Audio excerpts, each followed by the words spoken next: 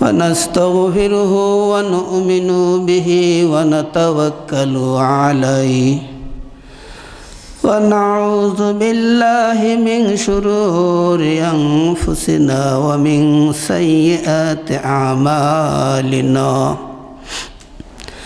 من يهدي الله فلا مضل له ومن يضلله فلا هادي له ونشهد أن لا إله إلا الله وأشهد أن محمدًا عبده ورسوله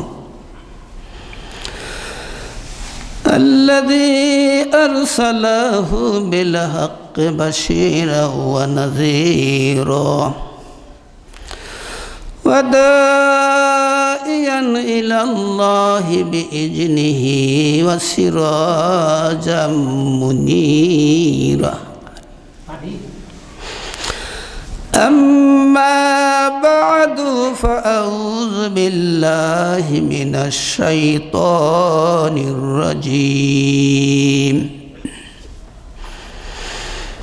بسم الله الرحمن الرحيم إن الذين آمنوا وعملوا الصالحات كانت لهم جنة الفردوس نزولا الدنيا مجرات الآخرة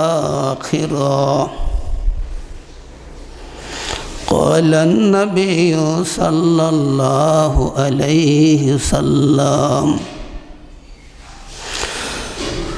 اللهم صل على سيدنا ونبينا وشفينا وحبيبنا مولانا محمد صلى الله عليه وعلى آله وأصحابه وبارك وسلم اللهم صل على سيدنا ونبينا وشفينا وحبيبنا مولانا محمد صلى الله عليه وعلى آله وأصحابه وبارك وسلم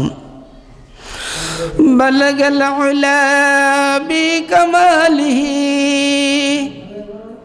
كشف الدجى بجماله حسنات جميع خصاله صلوا عليه وآله हम सभी मुसाफिर हैं वही आखिर ठिकाना कि वायागे के वाफी से कब्र देशे रवाना अल्हम्दुलिल्लाह अल्लाह पाके लाखों शुक्र जैसे फितना फासादेर জামানা এই ফিতনা ফাসাদের জামানার ভিতরে দুনিয়ার বিভিন্ন ঝামেলার থেকে আপনাকে আমাকে আল্লাহ তাআলা মুক্ত করে আজকে পবিত্র জুমার দিনে আল্লাহ পাকের পবিত্র ঘর মসজিদে আসার মতো সুযোগ আল্লাহ দান করে দিলেন। সেই মহান আল্লাহ তাবারক তাআলার দরবারে জবান থেকে সবাই বলি আলহামদুলিল্লাহ। আল্লাহ তাবারক তাআলা তার সৃষ্টিকুলের মধ্যে সর্বশ্রেষ্ঠ করে আল্লাহ মানুষকে সৃষ্টি করছেন। শুধু তাই না, সর্বশ্রেষ্ঠ নবী জনাব মুহাম্মদুর রাসূলুল্লাহ সাল্লাল্লাহু আলাইহি সাল্লামের উম্মত হিসাবে এই পৃথিবীতে আসার সুযোগ আল্লাহ দান করছেন। সেই জন্য আল্লাহ পাকের দরবারে আরেকবার শুকরাতান আদায় করি আলহামদুলিল্লাহ।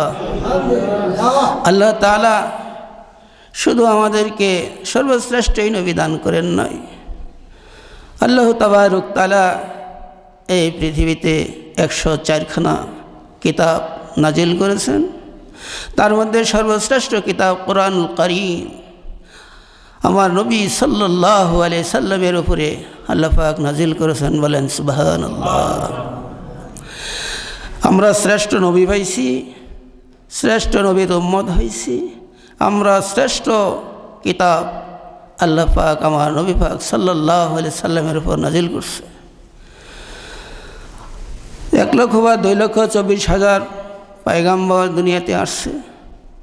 নবী আলাইহিস সালাতু ওয়াস সালামরা আল্লাহ পাকের দরবারে দোয়া করতেন আর বলতেন, আল্লাহ আমরা যদি নবী না হইয়া আখিরি জামানার নবীর উম্মত হয়ে পৃথিবীতে আসতে পারতাম, আমাদের না কত ভাগ্য ভালো হয়ে যাইত। আল্লাহ পাকের ইচ্ছা, আল্লাহ পাকের রহম, আল্লাহ পাকের করম দয়া, আমরা সেই নবীর উম্মত হয়ে পৃথিবীতে আসার মতো সুযোগ পাইছি। আমরা শ্রেষ্ঠ নবীর উম্মত, আল্লাহ তাআলা আমাদের উপর শ্রেষ্ঠ দায়িত্ব দিছে।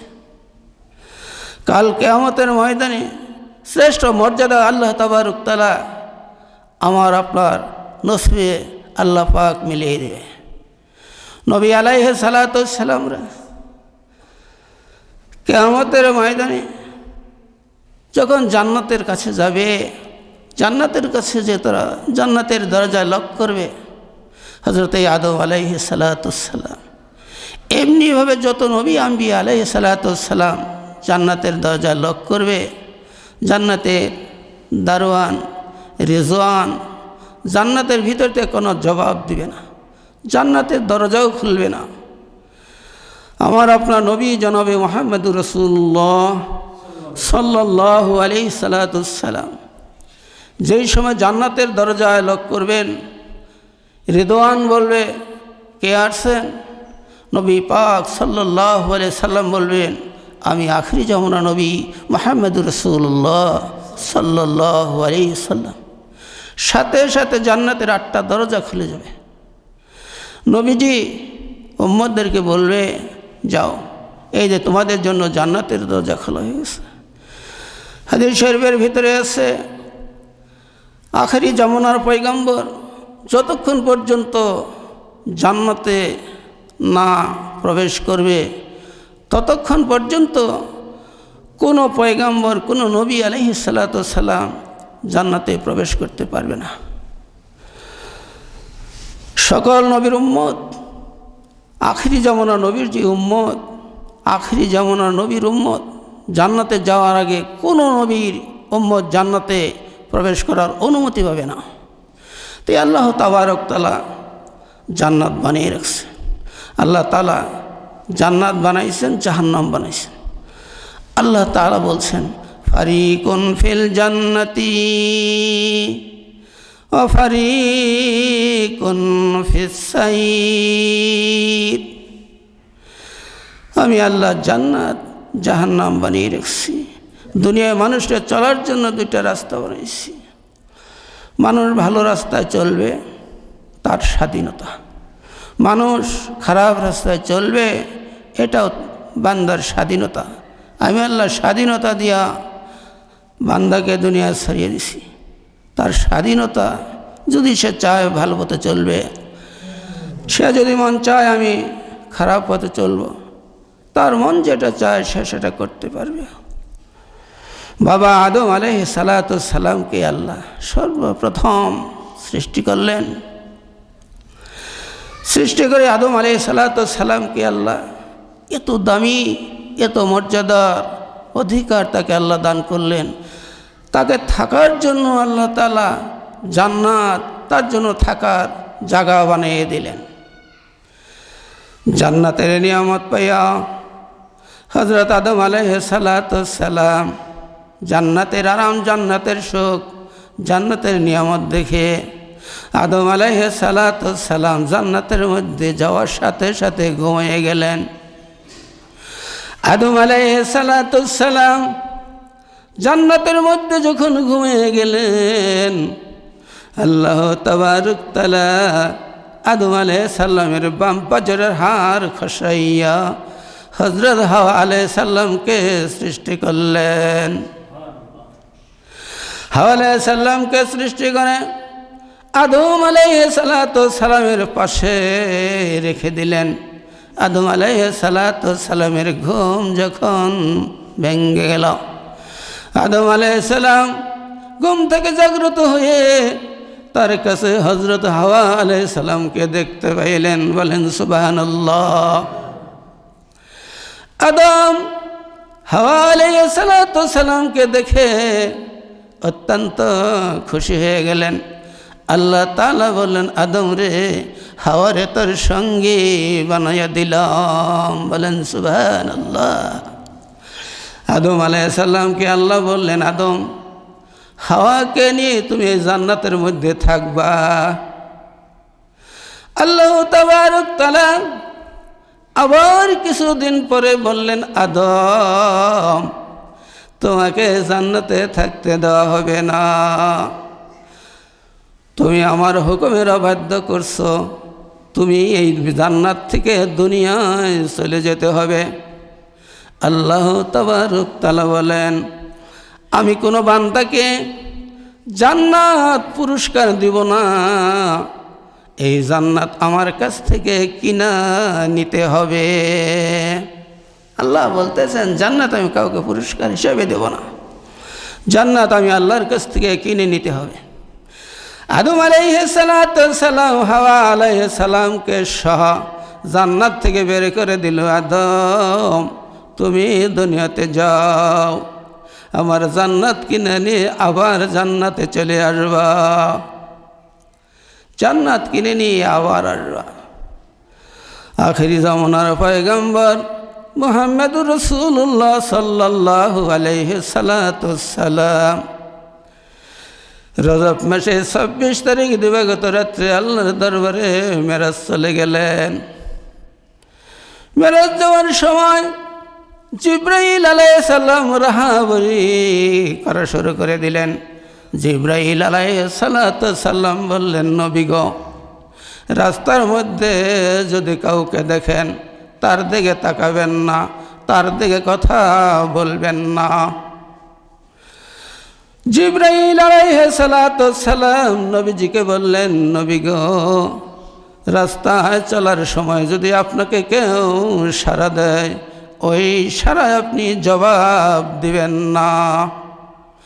নবীজি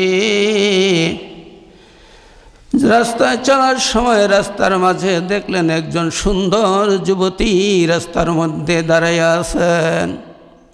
নবীজি যখন যুবতীর কাছাকাছি চলে গেলেন, যুবতী বললেন, মুহাম্মদ, তুমি আল্লাহর দরবারে যাইতেছ, একটু দাঁড়াও, আমার সাথে একটু কথা বলো, আমার দিকে একটু তাকাও। নবীজি জিবরাইল আলাইহিস সালামের কথা অনুযায়ী তার দিকে তাকালেন না, তার সাথে কোনো কথা বললেন না। জিবরাইল আলাইহিস সালাম আগে আগে যাইতেছেন, নবী আমার পিছনে পিছনে রওনা করছেন। কিছু দূর যাওয়ার পরে ডান থেকে ডাক দিল, নবী গো, আপনি মেরাজ যাইতেছেন, আপনি মেরাজ যাইতেছেন, আপনার সাথে একটু কথা বলবো, আমার কথাটা শুনবেন। নবীজি কোনো কথা বললেন না, সামনের দিকে রওনা দিলেন। কিছু দূর যাওয়ার পরে আবার বাম দিক থেকে ডাক দিলেন, নবী গো, আপনি তো মেরাজ যাইতেছেন, আপনার সাথে আমার দুইটা কথা আছে, আমার কথাটা একটু শুনে নেবেন। নবীজি সেই দিকে আর কোনো কান লাগাইলেন না। হযরত জিবরাইল আলাইহিস সালাম বললেন, নবী গো, আপনি ভালো কাজ করেছেন। নবীজি জিজ্ঞাসা করলেন, ভাই জিবরাইল, রাস্তার মধ্যে যে যুবতী দাঁড়িয়ে ছিল, আমি তো কিছুই বুঝতে পারলাম না।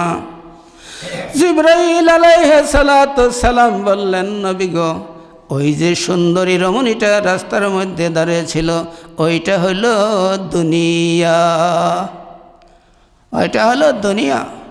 আপনি যদি ওই যুবতীর দিকে তাকাইতেন, তার সাথে কথা বলতেন, আপনার উম্মতগুলা দুনিয়াদার হয়ে যাইতো, আখিরাত ভুলে যেত। নবীগো আপনি ভালো কাজ করেছেন। নবীজি বললেন, ভাই জিবরাইল, আসার সময় ডান দিকে থেকে কে যেন আমারে করুণ কণ্ঠে ডাক দিল। আমি তো এই ডাকের জবাব দিলাম না। এই ডাকে ডাকলো আমি তো বুঝতে পারি নাই। জিবরাইল আলাইহিস সালাতু সালাম বললেন, নবীজি ওইটা ইহুদিদের আওয়াজ। আপনি যদি আওয়াজে জবাব দিতেন আপনার উম্মতগুলা ইহুদি হয়ে যাইত। নবীজি বললেন, ভাই জিবরাইল, বাম দিকে থেকে যে আমাকে ডাকলো ওই ডাকে ডাকছে আমি তো এটা বুঝতে পারি নাই। জিবরাইল আলাইহিস সালাতু সালাম বললেন, নবীজি বাম দিকে থেকে ডাকলো ওইটা হলো নাসারাদের আওয়াজ, ওইটা নাসারাদের আওয়াজ। নবী গো আপনি ভালো কাজ করেছেন। আপনি যদি বাম দিকে জবাব দিতেন আপনার উম্মতগুলা নাসারা হয়ে যাইত। নবী আপনার জন্য সুসংবাদ, আপনার উম্মত কোনোদিন ইহুদিও হবে না, আপনার উম্মতগুলা নাসারাও হবে না। নবীজি জিবরাইল আলাইহিস সালাতু সালাম সঙ্গে প্রথম আসমান, দ্বিতীয় আসমান, তৃতীয় আসমান, এমনিভাবে সপ্তম আসমান পর্যন্ত পৌঁছে গেল। যার নাম সিদরাতুল মুনতাহা। জিবরাইল আলাইহিস সালাতু সালাম বললেন, নবী গো এখন সিদরাতুল মুনতাহা এসে গেছি, আমি আর আপনাকে নিয়ে যাইতে পারব না। আমি জিবরাইল আজ পর্যন্ত সিদরাতুল মুনতাহা পর্যন্ত আসার সুযোগ আর পাই নাই। নবী গো আপনার মেরাজকে উপলক্ষ করে আমার আল্লাহ আমাকে সিদরাতুল মুনতাহা পর্যন্ত আসার অনুমতি দিয়েছে। এখান থেকে আমার আল্লাহর আরশে আজিমের ঠিকানা। নবী গো আমি যদি আর এক কদম অগ্রসর হয়ে যাই আমার সমস্ত নূরের পাখাগুলা পুরে সারকার হয়ে যাবে, আমি আর যাইতে পারবো না। এখন আপনার একা যাইতে হবে। নবীজি চিন্তায় পড়ে গেল, জিবরাইল আমাকে কোথায় রেখে বিদায় নিল। আল্লাহ তাবারক তাআলা আরশে আজিম থেকে ডাক দিছে, হাবিব চিন্তার কোনো কারণ নাই, আপনাকে নেওয়ার জন্য যানবাহন পাঠিয়ে দিতেছি। সাথে সাথে আল্লাহ তাবারক তাআলা আরশে আজিম থেকে রফরফ নামে একটা বহন পাঠিয়ে দিলেন। বন্ধুরা আমার, নবীজি রফরফের উপর সওয়ার হইলেন। আমরা দুনিয়ার মধ্যে দেখছি ঢাকার শহরে বিভিন্ন রাষ্ট্রের মধ্যে লিফট আছে না, নাই? আছে না? লিফটের মধ্যে সরে দেখলাম টিভি দেওয়ার সাথে সাথে সুইচ দেওয়ার সাথে সাথে কোন তালায় যাও কিছুক্ষণের মধ্যে পৌঁছাইয়া দেয়। পৌঁছে দিয়ে বোঝাই যায় না। আল্লাহ তাবারক তাআলা রফরফ পাঠিয়ে দিলেন। রফরফ নবীজির কাছে আসলেন। নবীজি রফরফের মধ্যে সওয়ার হয়ে গেলেন। আর মুহূর্তের মধ্যে রফরফ আরশে আজিমের সাথে লেগে গেলেন। নবীজি আরশে আজিমের কাছে লেগে গেছেন। আল্লাহ তাবারক তাআলা বলেন, হাবিব কাছে আসতে হবে, কাছে আসতে হবে। নবীজি আরেকটু আগে গেলেন। আল্লাহ তাবারক তাআলা বললেন, হাবিব আরো কাছে আসতে হবে। আল্লাহর রাসূল আরেকটু কাছে গেলেন। আল্লাহ পাক বলতেছেন, হাবিব হবে না, আরো কাছে আসতে হবে। নবীজি রফরফ আল্লাহর আরশে আজিমের সাথে লেগে গেলেন। বলেন সুবহানাল্লাহ। এবার আল্লাহ বলতেছে, হাবিব হবে না। নবীজি এবার বলল, আল্লাহ আর কোথায় আসব? আল্লাহ তাবারক তাআলা বললে, হাবিব আমার আরশে আজিমের উপরে আসতে হবে। নবীজি বললেন, ওগো আল্লাহ, মুসা আলাইহিস সালাতু সালাম কহিতুরে আপনার সাথে কালাম করতে গিয়েছিল, আপনি মুসাকে বলছিলেন, মুসারে পাহাড়ের পদদেশে জুতাটা রেখে আসো। হাবিব এখন আমাকে কেন বলেন আরশে আজিমের উপরে আসো? আল্লাহ তাবারক তাআলা বললেন, হাবিব আপনার আরশে আজিমে আসতে হবে। নবী গো, আপনাকে আমি দুনিয়ায় পাঠিয়ে দিছি সাধারণ তাবলীগের আমির বানাইয়া। আপনি 13 বছর মক্কার জমিনে তাবলীগের দাওয়াত দিছেন, বলেন সুবহানাল্লাহ। আল্লাহ তাবারক তাআলা বললেন, হাবিব আপনাকে আমি প্রশিক্ষণ দেওয়ার জন্য আরশে আজিম নিয়ে আসছি। নবী গো, আপনার রাষ্ট্র নায়ক হতে হবে, রাষ্ট্র পরিচালনা করা লাগবে, সেই জন্য আপনার আরশে আজিমের মধ্যে আসতে হবে। নবীজি পায়ের থেকে জুতাটা খোলা শুরু করলেন। আল্লাহ ডাক দিলেন, হাবিব আপনার পায়ের জুতা খুলবেন না।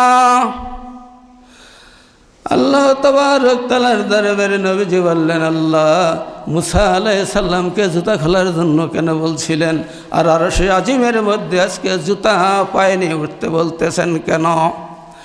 আল্লাহ তাবারক তাআলা বললেন, হাবিব আপনার জুতো যদি আমার আরশে আজিমের মধ্যে স্পর্শ হয়, আমার আরশ ধন্য হয়, বলেন সুবহানাল্লাহ। কেমন নবীর উম্মত আমরা হয়ে পৃথিবীতে এসেছি। নবীর জুতার ধুলে যদি আরশের আজিমের মধ্যে স্পর্শ হয়, আল্লাহ নিজে বলেন আমার আরশ ধন্য হয়। বন্ধুরা আমার, ভাইয়েরা আমার, কোন নবীর উম্মত? নবীজি জান্নাতের কাছে গেলেন। নবীজি জান্নাত দেখলেন। নবীজির সম্বন্ধে একটা যুবক নবীজির সম্বন্ধে জান্নাতের ভিতরে ঢুকে বললেন। নবীজি জিব্রাইলকে বললেন, ভাই জিব্রাইল আমার সম্বন্ধে একটা যুবক ঢুকে বলল জান্নাতের ভিতরে, কে ঢুকলো আমার একটু পরিচয় করিয়ে দাও। জিব্রাইল আলাইহিস সালাম বলল, নবী গো এইটা আপনার প্রিয় সাহাবী। নবীজি বলল, চিনতে পারি নাই, আমার কোন সাহাবী? জিব্রাইল আলাইহিস সালাম বলল, নবী গো যে আল্লাহর মহব্বতে হাফসের থেকে মক্কায় চলে আসলো, বাড়িঘর ছেড়ে দিল, বাবা মা ছেড়ে দিল, আপনার কাছে গোলামি করবে, আপনার খেদমত করবে, আল্লাহর পরিচয় নেওয়ার জন্য মক্কার জমিতে চলে আসছে। ওই সাহাবী আপনার হযরতে বিলাল। নবীজি মেরাজ থেকে আসিয়া বলল, বিলাল রে, আল্লাহ তোর নসিবটা কত না ভালো করে দিছে। বিলাল বললেন, নবী গো কি বলতেছেন? নবীজি বলল, আমি যখন সিদরাতুল মুনতাহা গিয়েছিলাম, জান্নাত দেখছি, জাহান্নাম দেখছি। বিলাল রে, তুই আমার সম্বন্ধে টকটক করে জান্নাতের ভিতরে ঢুকে গেলি, তোরে আমি জান্নাতের ভিতরে দেখছি। বিলাল আশিকে বিলাল কেমন বিলাল ছিল? বিলাল আল্লাহরে তালাশ করছে। বিলাল আহাদ আহাদ করে আমার মাওলারে ডাকছে, আহাদ আহাদ। অসহায় মানুষ, গরিব মানুষ বিলাল ছিল। মক্কার জমিনে এসে সুমাইয়ার কাছে কাজ করত, কর্মচারী হয়ে কাজ করত, গোলাম হয়ে কাজ করত। কাছের কাজ করছে আর জবান ধরে বলছে, আহাদ আহাদ আহাদ। সুমাইয়া বুঝতে পারছে, বিলাল রে আমার খাও, আমার কাছে থাকো, আর তুমি আহাদ রে ডাকো। ও বিলাল খবরদার, আমার খাবি, আমার পড়বি, তুই আহাদের নাম বলতে পারবি না। বিলাল যদি বলা, তোমারে শ্রম শাস্তির ব্যবস্থা করে দিব।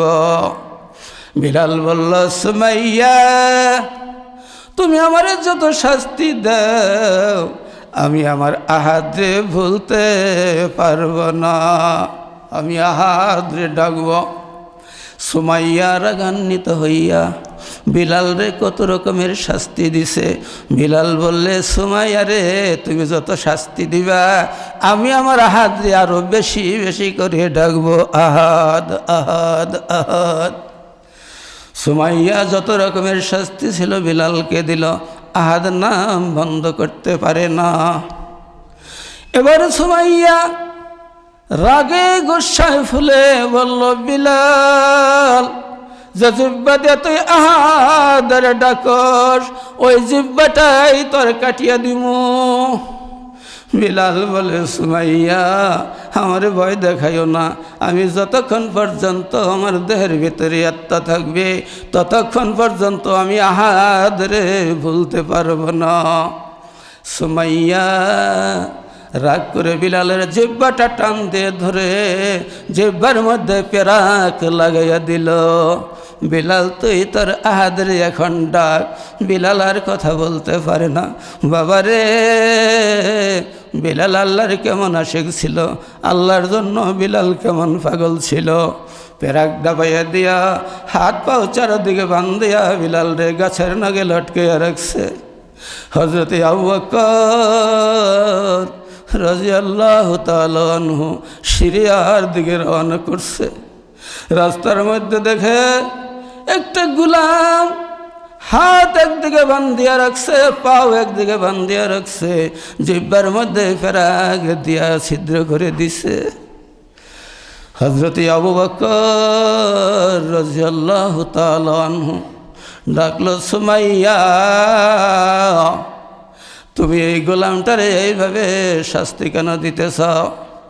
সুমাইয়া বলতেছে, আবু বকর আমার খায় আমার পরে আর বিলাল আহাদের ডাকে, কতবার একবার নিষেধ করছি আহাদরে ডাকবি না।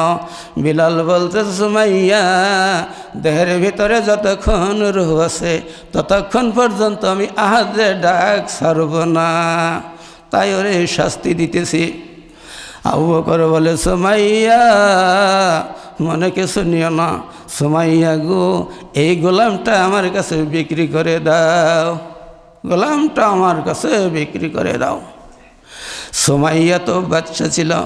সুমাইয়া বলতেছে, আবু বকর তুমি কত টাকার মালিক হইছ, আমার গোলাম কিনতে চাও, সাহস তো কম না। হযরত আবু বকর রাদিয়াল্লাহু তাআলা আনহু বলেন, সুমাইয়া তোমার বিলাল গোলামটার দাম কত চাও?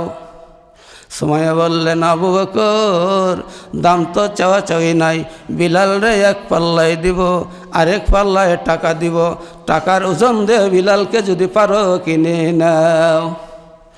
আবু বকর সিরিয়া যাওয়ার পত্রা পরিবর্তন করে তার কাছে যে অর্থ ছিল ওই এক পাল্লায় টাকা দিয়ে দিছে, বিলালকে আরেক পাল্লায় উঠিয়ে দিছে। বিলাল রে টাকার ওজন দিয়া হযরত আবু বকর রাদিয়াল্লাহু তাআলা আনহু কিনে নিছে। এখন আবু বকর বলতেছে, বিলাল সুমাইয়া তোমারই অনেক রকমের কষ্ট দিছে, বিলাল রে একটা কষ্ট আমার সহ্য হইতেছে না, এখন তুমি স্বাধীন, এখন তোমাকে আমি কিনে নিছি, তোমার ওই জিহ্বার পেরাকটা খুলে দেই। বিলাল চিৎকার দিয়ে কয়, ভাই আবু বকর আমি যে নবীর প্রেমে পাগল হইয়া আল্লাহর আহাদ আহাদ করে ডাকছি, আবু বকর রে আমার জিহ্বার পেরাকটা সেই নবীর হাত মোবারক দিয়ে খুলবো, তুমি খুলতে পারবা না। হযরত আবু বকর রাদিয়াল্লাহু তাআলা আনহু হযরত বিলালকে নিয়ে নবীজির দরবারে হাজির হয়ে গেলেন। নবীজি বিলালের অবস্থা দেখে চিৎকার মেরে বলল, আবু বকর এমন নিষ্ঠুর কেমন হয়ে গেল? বিলালের জিহ্বার মধ্যে পেরাকটা ডাবানো আছে, তুমি কি এই পেরাকটা খুলে দিতে পারলা না? আবু বকর রাদিয়াল্লাহু তাআলা আনহু বলেন, নবী গো আমি খোলার চেষ্টা করেছি, ও বিলালকে অনেকবার অনুনয় বিনয় করেছি। বিলাল বলল, আবু বকর তুমি খুলবা না, আমার নবীর মুবারক হাত দ্বারা পেরাকটা খোলাইব। হুজুর গো আপনার অপেক্ষায় ব্যারাকটা খুলতে পারি নাই। নবীজি বিলালের জিহ্বার মধ্যে ধরিয়া ব্যারাকটা টান দিয়ে যখন বাহির করলো, রক্তের ধারা বইতে লাগলো। নবীজি বলে, বিলাল আর কান্দিস না। আবু বকর যেদিন আমার সাথে মক্কা থেকে মদিনায় হিজরত করলো, হিরা গুহার মধ্যে যেদিন আমি আর আবু বকর একদিন ছিল, আবু বকরের পায়ের মধ্যে সাপে দংশন করতেছিল, সাপের বিষ উপর দিকে উঠতেছিল, আবু বকর চোখ দিয়ে ঝরঝর করে পানি ঝরছিল।